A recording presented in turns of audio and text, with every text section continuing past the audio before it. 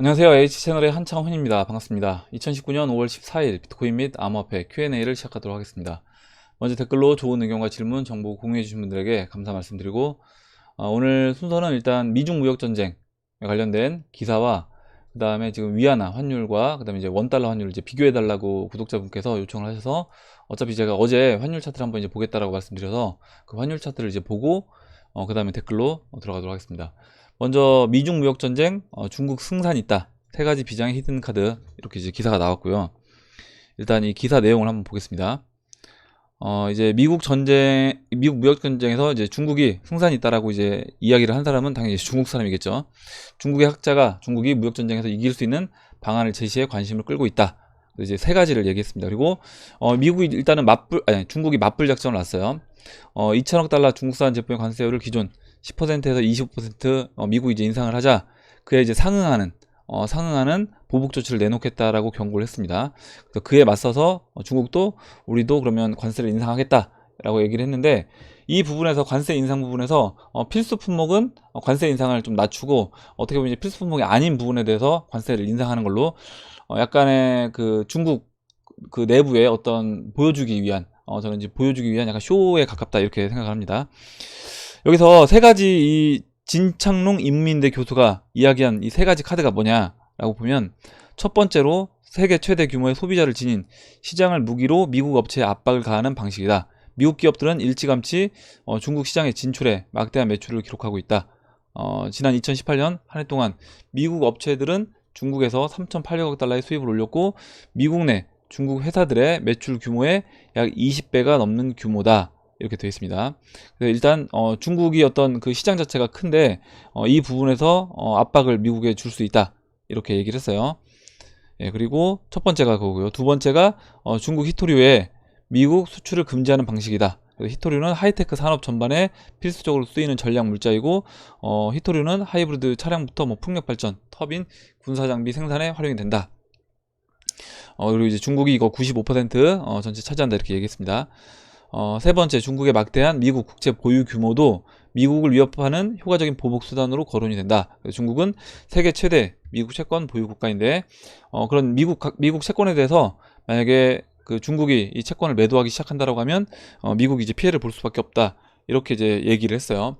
이게 과연 지금 이 중국 이 인민대 교수가 이야기한 이 방법이 얼마만큼 효과가 있을 것인가 라고 본다라고 하면, 저는 이제 효과가 거의 뭐 있기가 쉽지 않다. 물론 당연히 이제 미국도 피해를 볼 수밖에 없습니다. 중국이 이와 같이 어떤 보복 조치를 했을 때 미국도 피해를 볼 수밖에 없지만, 만약에 미국이 피해를 일정 부분 본다, 10을 본다라고 하면 퍼센티지로요, 미국이 뭐 10, 20 본다라고 하면 저는 중국은 거의 8, 90%의 어떤 100, 수치로 100을 얘기했을 때 그 정도의 피해를 볼 수밖에 없다, 이렇게 봅니다.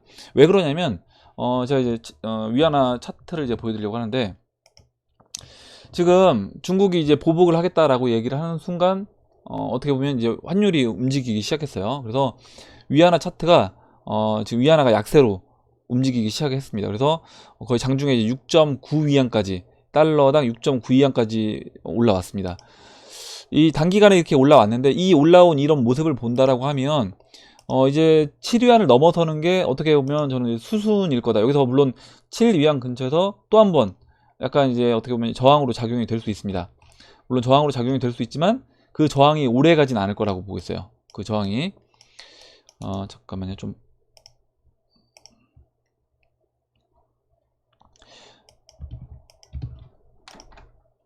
예. 일단 보시면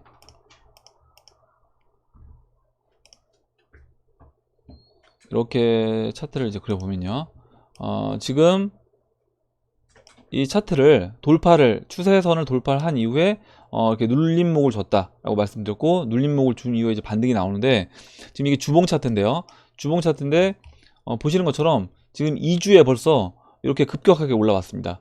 이렇게 중국에서 보복을 하겠다라고 이야기하면서 이렇게 급격하게 올라왔는데, 이게 만약에 이번에 7위안을 넘어가게 되면 어떻게 될 것인가?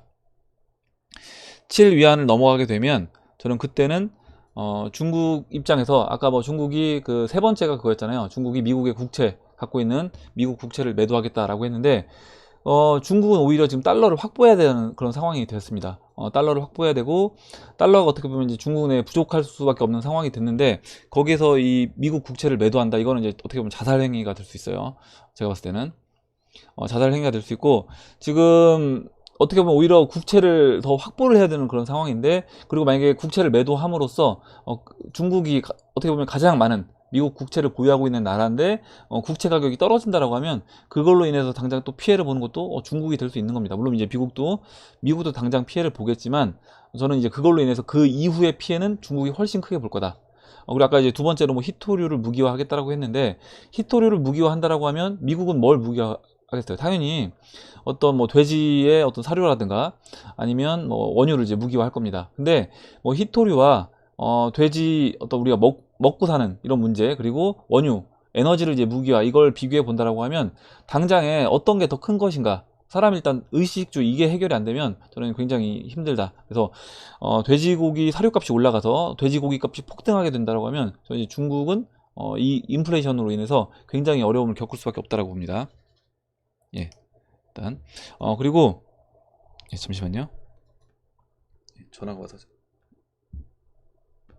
예.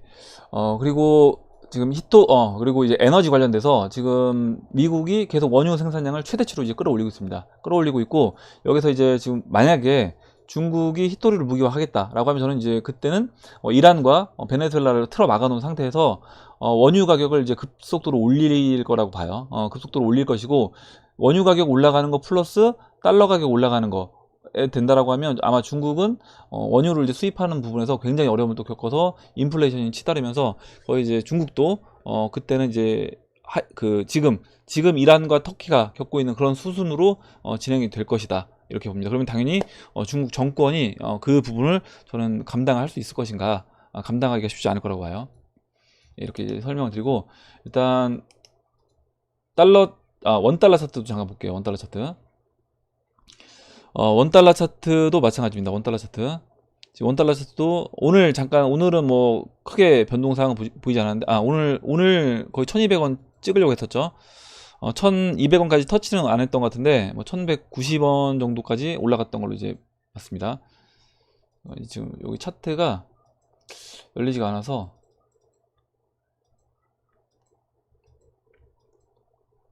예, 저기 차트를 열어놨었는데, 지금 이 인베스트닷컴 차트가 다 지금 뭔가 문제가 있는 것 같아요. 예, 이거는 그러면 제가 원달러 차트는 다음 시간에 다시 한번 이제 보도록 하겠습니다. 어찌됐든 원달러도 지속적으로 지금 계속 상승을 하고 있습니다. 그래서 일단 지난 시간에 제가 말씀드렸던 1220원 1220원까지는 저는 이제 저항이 거의 없기 때문에 그 정도 라인까지는 올라갈 수 있다 라고 보고 있고, 그때 정도 되면 거기서 한 차례 이제 정체를 하고 조정을 겪고, 그 이후에 이제 그 라인을 돌파할 것인가. 그래서 만약 돌파하게 되면 그때는 이제 1300원까지 상승할 것이고, 만약에 우리나라도 1300원이 넘어가게 되면 그때는 굉장히 이제 우리나라도 어려운 상황으로 진입을 하게 될 거다, 이렇게 봅니다. 일단 지금 차트가 안 열려서 이거는 제가 잠깐만요, 다음 시간에 다시 한번 해볼게요. 그리고 이제 뭐 미국 입장에서 지금 중국이 보복을 하겠다라고 얘기를 하고 있지만, 저는 이제 그 보복을 하겠다고 하는 그 중국이 결국에 그 중국 시진핑의 왜냐면 시진핑 입장에서 자꾸 미국에 완전히 밀리는 그런 모습을 보인다라고 하면 중국 내에서 어떤 자기네 어떤 입지가 좁아질 수밖에 없기 때문에, 그 부분에서 저는 이제 시진핑은 지금 약간 어떻게 보면 이제 미국에 대항하는 그런 모습을 저는 보이고 있지 않나. 근데 그게 실질적으로 효과를 거두기는 쉽지 않고, 만약에 그렇게 진짜 지속이 됐다가는 중국이 아까 제가 말씀드렸던 것처럼 그 환율로 인해서 결국에는 지금 베네수엘라도 마찬가지고요. 브라질도 마찬가지고, 아르헨티나, 이란, 터키 이런 나라들이 다른 걸로 인해서 어려움을 겪고 있는 게 아니라 결국에 그 국가의 화폐 가치 하락으로 인해서 다 어려움을 겪고 있습니다. 근데 아까 방금 전에 이제 보여드렸던 위안화도, 달러 대 위안화 차트도 아까 2주 만에 그 바닥 눌림목 주고 이제 상승했던 걸 본다라고 하면 그 상승폭이 지금 굉장히 가파라요. 굉장히 가파르고, 아마 7위안을 넘어가게 되면 그때는 지금 뭐 러시아라든가 브라질에서 우리나라로 지금 비트코인을 구입하기 위해서 웃돈을 주고 이제 비트코인을 뭐 중개업 구입자들을 통해서 뭐 구입한다 이런 얘기가 지금 돌고 있잖아요. 아마처럼 이제 중국도 중국에서도 마찬가지로 그런 식으로 아마 비트코인을 구입하기 위해서 우리나라로 들어오는 돈 있는 부자들의 어떤 그런 게 굉장히 많아질 거다라고 봅니다. 그래서 지금 중국, 제가 지난번에 그 중국 위치가 우리나라 그 97년도, 98년도 IMF 때 위치와 이제 비슷하다라고 말씀을 드렸어요. 그래서 지금 아까 이제 지금 보시면요, 우리나라 원달러가요, 지금 90 이때 5년도, 6년도 넘어가면서 이 추세 라인을 돌파를 했습니다. 돌파를 하고 이때는 이제 바로 올라갔죠. 올라가고 올라가면서 여기서 이제 그 다음 저항에서 이렇게 한 차례 쉬었어요. 네, 한 차례 이제 잠깐 쉬었죠. 4월 7일에서 7월이니까 3개월 정도 되네요. 이게 3개월 정도 여기서 눌러주는 것처럼 이제 보였습니다. 그러면 중국도 아까 이제 중국 차트 보셨지만 중국 차트 다시 열어보도록 하겠습니다. 중국 그 달러 대 위안화 차트도 마찬가지예요. 거기서 지금 7 위안에서 물론 잠깐 정체할 수 있습니다. 근데 그 라인을 어찌됐든 지금 이미 한번 눌러줬기 때문에, 눌러주고 반등이 나온 상태이기 때문에 이번에는 전 돌파할 거라고 보는 거죠. 그래서 돌파를 하게 되면 그때는 지금 브라질로 인해서 비트코인을 이마만큼 뭐 4,200달러에서 7,400달러로 끌어올리는데, 브라질 그 헤아라 화폐 가치 하락이 이와 같은 어떤 실수요를 불러일으키면서 비트코인을 끌어올렸다라고 하면 중국이 7 위안을 넘어갔을 때는 이거는 뭐 비트코인 우리가 실제 이제 그러니까 생각했던 거 이상으로 비트코인 가격을 끌어올리는 그런 가격을 끌어올리는 것으로 작용이 될 수 있다, 이렇게 봅니다. 예. 일단 지금 위안화 차트요, 위안화 차트를 보도록 할게요. 좀 주봉으로 놓고 보도록 하겠습니다. 지금 아까 이제 원달러와 잠깐 이제 비교를 해보시면 좋을 것 같아요. 원달러와 비교를 해보시면 좋은데, 지금 이렇게 보시면요, 중국이 이렇게 약간 W 오른쪽이 굉장히 좀 찌그러져 있는 W자 모양의 어떤 이런 패턴에서 돌파를 한 이후에 눌러줬습니다. 그리고 지금 6.92위안 정도까지 올라왔어요. 그리고 저항 7위안은 인민은행에서 지난번에 계속 개입을 해서 막았습니다. 물론 이제 저는 이제 그때 이게 인민은행에서 개입을 해서 막았다고 하지만, 그 인민은행에서 개입을 해서 막았다는 것도 결국에는 어떻게 보면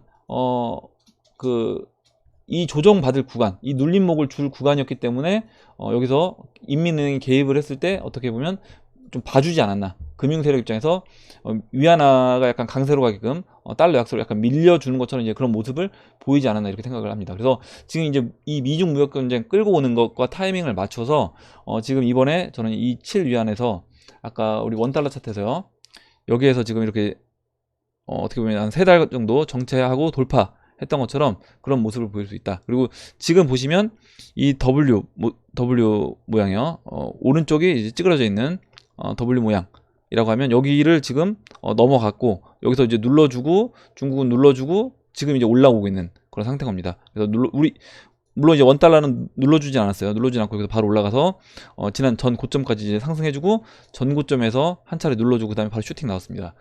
그래서 이제 이런 패턴으로 이제 진행이 될 거다라고 보고 있어요. 그래서 이렇게 이제 본다라고 하면 여기서 지금 우리나라 차트 채널을 제가 이제 그려보면 이렇게 이제 그렸죠. 그리고 이렇게 그렸고요. 지금 보시면 우리나라 같은 경우는 지금 아까 제가 잠깐 말씀드렸는데, 일단 1210원 1210원까지는 열려 있습니다. 보시면 1210원까지 열려 있고요. 그 다음 저항은 1305원이에요. 1305원. 그래서 1300원을 이제 넘어가게 되면 본격적인 상승할 수 있는 위치고, 지금 중국의 위치는 우리나라 이제 IMF 겪기 전 그 위치와 차트 모습이 저는 흡사하다, 이렇게 보고 있는 겁니다. 그래서 중국도 지금 이제 아까 우리나라 W 오른쪽이 작은 그 W자 모습이고요. 그리고 이때 보시면 우리나라 원달러가 이때 당시요, 제가 지금 채널을 높여서 그랬는데 보시면요, 잠깐만요.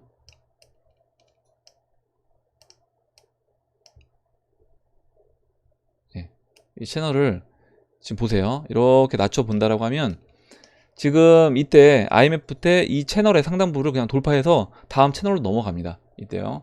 그러면 만약 중국이 버틴다 라고 하면 저는 이제 그렇게 보는 거예요. 뭐냐면 중국도 마찬가지로 올라간다라고 하면요.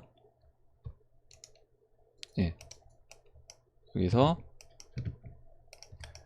중국도 마찬가지로 이런 식으로 움직일 거라고 이제 보는 겁니다.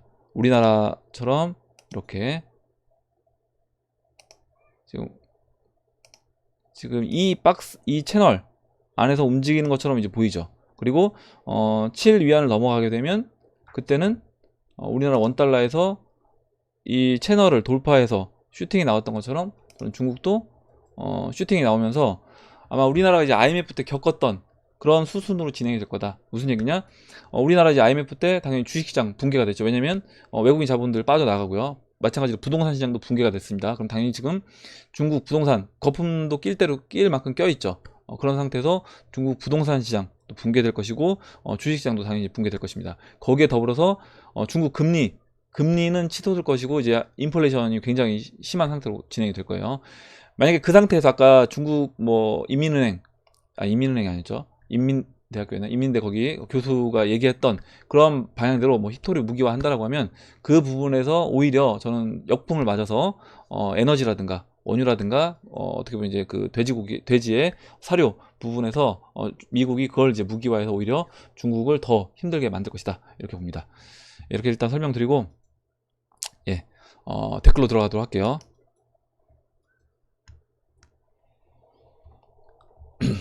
댓글은 일단 오늘 이제 이창석 님이 먼저 써주신 내용부터 보도록 하겠습니다.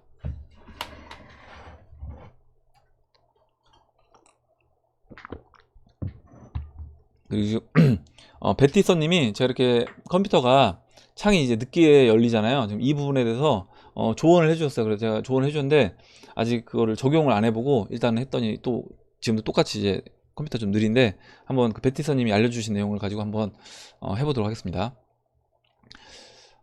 지금 이창성님이 써주신 내용부터 보도록 할게요. 예, 잠깐만요. 어디였지?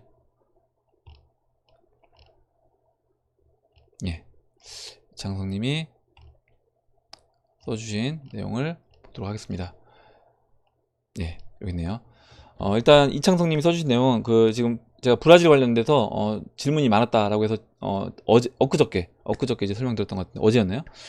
이번 이제 비트 독주가 브라질 사태 때문이라는 글도 많던데 오전에도 그 이은님이 또 이제 자료 공유해 주셔서 이 브라질 사태 관련된 거를 또 얘기해 주셨죠. 브라질 거래소에서 지금 비트코인 거래량이 급증하고 있고 그 부분을 또 얘기를 해 주셨습니다. 그래서 브라질 하이퍼 인플레이션 초입이라서 자금이 암호화폐로 많이 몰린다고 하네요. 예전 불장 때 김프 낄 때처럼 지금 브라질에서 프리미엄이 엄청 끼었다는데 영향이 있을까요? 얘기를 해주셨고 당연히 이제 영향이 있다라고 보고 있고요. 그리고 실질적으로 그런 부분에서 어떻게 보면 가격 상승 요인으로 작용이 되고 있다. 근데 이게 뭐 물론 이제 브라질 경제 사이즈가 작은 나라가 아닙니다. 근데 브라질이 이 정도인데 만약에 중국이 아까 말씀드렸던 그 7 위안을 넘어가게 된다. 그렇게 되면 그때는 이제 장난 아닐 것 같아요. 그래서 그때는 우리가 이제 차트적으로는 좀 야 이거 너무 오버해서 올라가는 거 아니냐 이런 식으로 차트 흐름이 진행될 수도 있는 겁니다. 그래서 섣불리 우리가 너무 빠른 타이밍에 야, 이 정도면 조정 주겠지 해서 이제 매도를 하면 오히려 나중에 개수만 잃는 꼴이 될 수도 있어요. 그런 부분도 이제 고려하셔야 되는 겁니다. 그리고 이제 문민수님이 써주셨는데 저도 이제 그 글을 봤는데 브라질 통화로 비트코인 거래 볼륨이 전체 볼륨의 6.5%를 차지하더라고요. 이제 오전에 아까 이은님이 올려주셨던 이제 자료를 봤죠. 비트코인 가격은 다른 거래소들 6,800달러 정도 할 때 7,000달러 좀 넘더라고요. 7,200 정도 이렇게 됐던 걸로 기억하는데 됐고 거래 중이더라고요. 분명 가격 상승에 영향을 준 것 같습니다. 거기에 더해서 그 브라질 입장에서 지금 달러를 구하는 것 자체도 쉽지 않기 때문에 아마 그 부분에서 실제 브라질 국민들이 헤아라로 이 비트코인을 살 때는 훨씬 더 큰 돈이 들어갈 거다. 예, 이렇게 봅니다. 그리고 다음 볼게요. 다음으로 사무엘님이 써주신 내용을 보겠습니다.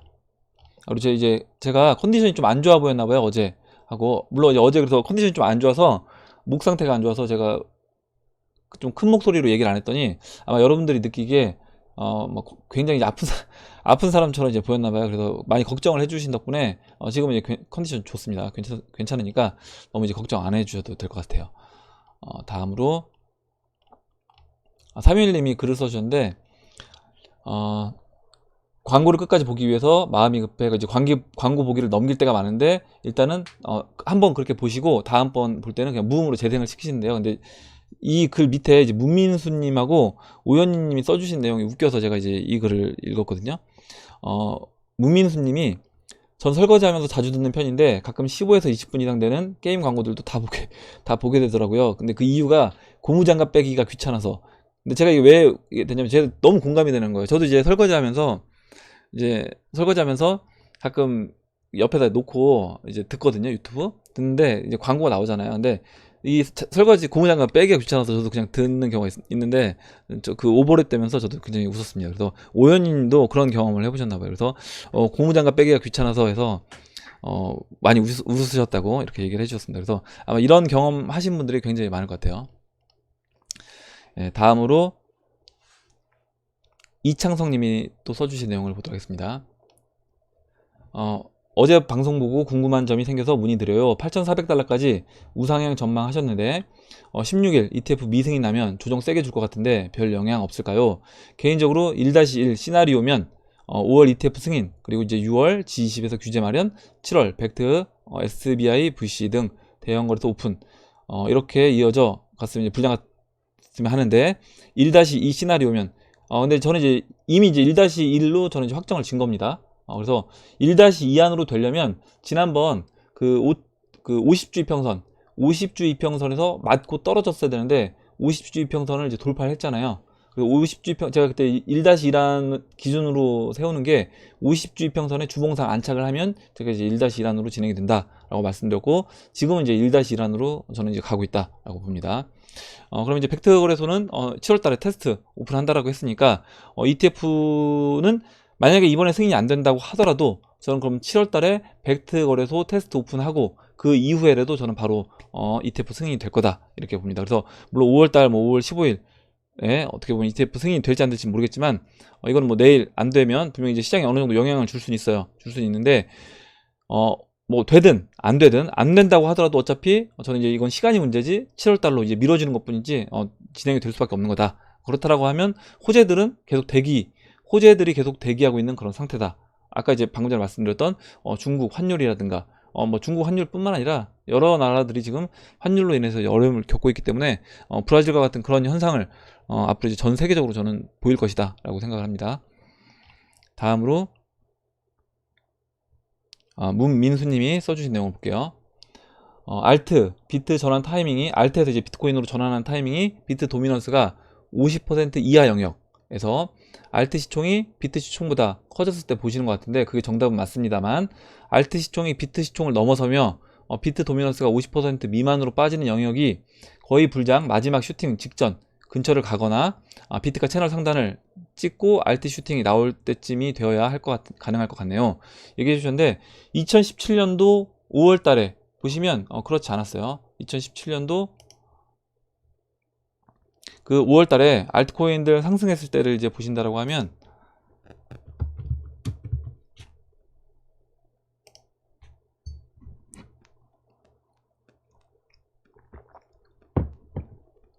이때 2017년도 5월이 그 불장의 피크는 아니었잖아요. 2017년도 이제 연말이 불장의 피크였죠. 마지막 피크였는데 5월에는 어떻게 보면 이제 알트코인들이 한번 펌핑을 했고 순환매를 돌린 이후에 그 다음에 알트코인들은 6개월 동안 쉬고 그 타이밍에 이제 비트코인만 약간의 조정을 받으면서 계속 우상향하면서 올라갔습니다. 그러면 지금 이 위치가 보세요. 2017년도 2월부터 이 6월까지요. 6월까지 이렇게 알트코인들이 지금 비트 도미넌스가 이렇게 하락했다는 거는 알트코인들이 이때 그 BTC 마켓에서 큰 상승을 했다라는 겁니다. 큰 상승을 했고 이 큰 상승을 한 기간에 41까지 내려왔죠. 근데 이때는 고점이 88이었어요. 고점이 88인 상태에서 41까지 내려온 겁니다. 그러면 이제 지금은 이제 고점이 60이기 때문에 64이기 때문에 여기서 내려온다라고 하면 당연히 저는 50 미만으로 이제 내려올 수밖에 없다. 그리고 이 채널의 중반만 온다고 하더라도 지금 38입니다. 그래서 뭐 불장의 이번 상승의 피크가 아니라고 하더라도 저는 알트코인들이 먼저 상승할 수 있다 이렇게 보고 있어요. 예. 리플이나 이더 같은 메이저 코인의 사토시 채널 상단 영역 도달 역시 이러한 불장 근처에서만 있고요. 그래서 이제 제가 보는 이제 시각을 말씀드렸습니다. 최근 하락장 비트 420만원 근처에서 비트 대신 리플로 추매를 해놨었는데 리플 2만 사토시 부근에서 비트로 전환해야겠다는 계획이 매우 장기 계획이 될 것 같습니다. 이렇게 얘기를 해줬습니다. 그래서 이거는 2만 사토시는 저는 이제 5월달, 6월달 리플이 지금 이제 리플이 이제 어떻게 보면 장기 평선 돌파시키고 올라가고 있는데 이 지금 상승을 이어서 간다라고 하면 이번 상승에서도 2만 사토시 저는 가능하다라고 봅니다. 예, 그렇게 말씀드리고 다음 보도록 할게요. 다음으로 마스터 척준경님이 써주신 내용을 보도록 하겠습니다. 여기 채널에 계신 분들이나 여기 앞에는 이제 생략을 할게요. 앞에는 생략을 하고 결론부터 이 부분만 보겠습니다. 결론부터 말씀드리면 이번 상승장의 마무리에 비트코인의 가격을 더 이상 끌어올리지 않는다 입니다. 그래서 이제 마스터 척준경님 얘기는 상승장이 마무리될 때 비트코인이 가격을 더 이상 올리지 않고 이제 어떻게 보면 가격을 여기서 이제 비트코인 상승은 마무리할 거다 이렇게 보시는 것 같아요. 계속 말씀하시듯 많은 사람들이 비트코인 비율이 적음을 한탄하고 있습니다. 아마도 어느 정도 알트코인들이 BTC 마켓에서 상승했을 때 대부분의 사람들이 비트코인으로 교체 매매를 하게 될 것입니다. 공감하시리라 생각됩니다. 금융 세력들의 행동력과 계획은 우리의 능력을 크게 웃돌고 있습니다. 이번쯤에 이 계획을 실행할 수도 있지 않을까 생각을 해봅니다. 저도 이 시장이 크게 우상향할 것이라고 믿어 의심치 않는 사람입니다. 하지만 저라면 계속 비트코인을 대장으로 두지 않을 것 같습니다. 뭐 비트코인이 나중에 0원으로 간다 라고 얘기하시는 분들도 계십니다. 비트코인이 이 가격을 잃고 시장에서 내려올 거다 이렇게 얘기하시는 분들도 있는데 그럴 수도 있어요. 그럴 수도 있는데 저는 이제 굉장히 확률적으로 희박하다라고 보지만 물론 뭐 절대적인 것은 없기 때문에 당연히 가능성이 뭐 1%라도 있다라고 하면 있는 겁니다. 근데 우리가 비트코인만 그렇다고 해서 다 포트폴리오에 갖고 있는 건 아니기 때문에 포트폴리오를 나눠서 갖고 있죠. 비트코인 일정 부분, 이더리움, 리플 또 이렇게 갖고 있습니다. 그러면 이 얘기는 뭐냐면 결국에 만약에 비트코인이 비트코인의 시총이 진짜 0원으로 가면서 비트코인이 그 1위 자리에서 내려오고 시총 자체가 0원으로 간다. 그 얘기는 이 비트코인의 시총을 다른 알트코인들, 뭐 리플이 됐든 이더리움이 됐든 이오스가 됐든 뭐 다른 알트코인들이 저는 그 시총을 가져갈 거다. 이 암호화폐 시장이 망하지 않고 성장한다라고 하면 가져갈 거라고 봅니다. 그러면 우리가 어차피 포트폴리오 안에 리플도 있고 이오스도 있고 이더리움도 있고 이렇게 있기 때문에 대형 알트코인들 있잖아요. 그래서 그 중에 다른 나머지 알트코인들이 그 비트코인의 어떤 시총을 흡수해서 받을 거다. 예, 이렇게 이제 봅니다. 그래서 그런 것만 우리가 그런 원칙, 알트코인들 일정 부분 홀딩하는 원칙, 비트코인도 마찬가지고요. 그 홀딩하는 원칙만 지켜서 트레이딩을 하면 이 시장에서 저는 이제 끝까지 살아남을 수 있다라고 봅니다. 예. 그러니까 비트코인은 망해도 우리는 안 망할 수 있다는 거예요. 보통 이제 대부분이 이렇게 얘기하죠. 투자자는 망해도 비트코인은 망하지 않는다. 비트코인 걱정할 필요 없다 얘기하는데 우리만 어떻게 보면 우리가 어떤 선택이라든가 이런 결정만 제대로 한다라고 하면 저는 이제 우리 망하지 않을 수 있다고 생각합니다. 제가 지금 오늘 약속이 있어서 한 분만 더 보고 마무리하도록 하겠습니다. 마지막으로 이제 건보이님만 볼게요. 건보이님 써주신 내용을 보도록 하겠습니다. 비트코인이 실수요가 발생 시 가격 상승에 얼마나 효력이 있는지 새삼 느끼게 되었네요. 베네수엘라, 터키, 그리고 브라질. 앞으로도 또 이러한 일이 없으리라는 보장은 없겠죠. 제가 오늘 영상 초반에 말씀드렸던 저는 이제 중국이 다음 그런 타겟으로 또 다음 어떻게 보면 이제 지금 브라질과 같은 그런 수순으로 진행이 될 수 있다라고 봅니다. 이제 유럽도 마찬가지예요. 유럽도 마찬가지고. 근데 유럽은 이미 이제 비트코인 이 시장을 본다라고 하면 유럽 같은 경우는 이 비트코인에 대해서 굉장히 적극적으로 받아들이고 있습니다. 뭐 독일도 그렇고요. 영국도 그렇고 뭐 프랑스도 그렇고요. 그래서 어떻게 보면 이제 유럽 쪽은 자연스럽게 이제 받아들일 거라고 보고 있고요. 오히려 이제 받아들이지 않는 나라 중에 중국이 그 중국 국민들이 자발적으로 이 비트코인을 어떻게 보면 자신들이 찾을 수밖에 없는 그런 상황이 전 될 거라고 봅니다. 자전거래나 트레이딩 아닌 실제 해치를 위한 실물 수요가 점점 비트코인의 충분한 가치 저장 수단이 될 수 있음을 보여주는 사례가 아닌가 싶습니다. 이런 사례들이 늘어갈수록 비트코인 자본시장에 편입이 될 수 있는 기반이 점점 마련되는 거겠죠. 이렇게 좋은 얘기를 써주셨습니다. 그래서 예, 오늘 여기까지 하도록 할게요. 여기까지 하도록 하고 오늘 나온 얘기들 중에 여러분들 궁금하신 점 그리고 의견 같이 이야기해보고 싶은 정보 있으시면 정보를 공유해주시면 같이 이야기해보는 시간을 가져보도록 하겠습니다. 예, 그럼 이상으로 영상을 마치도록 하고 영상이 도움이 되셨다면 좋아요, 구독 버튼 그리고 알림종 버튼을 눌러주세요. 감사합니다.